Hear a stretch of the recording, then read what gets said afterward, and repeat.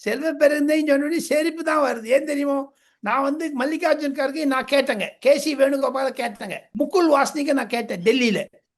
நான் நேரையே பார்த்தேன், போன்லயும் கேட்டேன், பல பத்திரிகையாளர்கள் கேட்டார்கள், பதிலே சொல்லலை. அவரே போயிருக்காருன்னு. மத்திய பாஜக காங்கிரஸ் தலைமைக்கு தெரியாது செல்வ பெருந்தகை பாட்டாளி மக்கள் கட்சியுடன் அவர் வியாபாரம் செய்கிறார் என்று. இதுதான் அரசியல் நடத்துறாங்க. வேடிக்கை பாருங்க, விசிகா எங்க இருந்ததுன்னா சம்பந்தம் வராதுங்க, அதுக்காக கழுவாடு. திமுக தூதுவராக ஏன் காங்கிரஸ் போக வேண்டும்? அதற்கு காங்கிரஸ் அனுமதிக்கிறதா? காங்கிரஸ் தலைவர்கள் அனுமதிக்கிறார்களா? தெரியாது.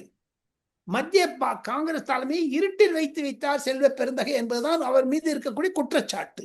அதை அவர் சரி கொண்டு பதில் சொல்ல வேண்டும். ஏங்க ஒரு காங்கிரஸ்காரங்க எங்க போய் பாட்டாளி மக்கள் கட்சியை பாக்குறாரு? இல்ல, தலைவர்கள் இருவருமே வந்து ஒரு மரியாதை ரீதியான ஒரு சந்திக்கலாம் இல்லையா? சந்திச்சு பேசலாம் இல்லையா? சந்திச்சு பேச கண்டிப்பா கண்டிப்பா சந்திச்சு பேச. ஏன் இவர் சந்திக்கல? எடப்பாடி பழனிசாமி அவரும் அந்த ஏஜ் இல்லாட்ட கூட ஒரு குறைஞ்ச ஏஜ் தானே இருக்குது. டாக்டர் ஹெச்இ சண்டே போய் சந்திச்சுக்கலாமே, அவர் 90 வயசு ஆச்சு அவருக்கு.